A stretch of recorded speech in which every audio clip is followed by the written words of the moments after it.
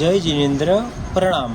લક્ષ્મી પ્રાપ્તિ અને વાસ્તુ દોષ નિવારણ સામગ્રીનો સેટ। તમામ સામગ્રીનો સાચી ઓળખ અને મહત્ત્વ।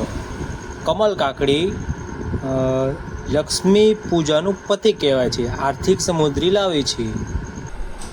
પાયરાઇટ પથ્થર ધન આકર્ષક પથ્થર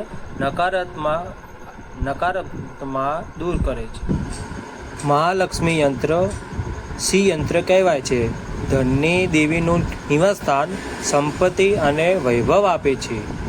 ગોમતી ચક્ર જે ગોમતી નદીમાં ઉત્પન્ન થાય છે, લક્ષ્મીજીને પ્રિય હોય છે, ઘરની સુખ અને શાંતિ માટે।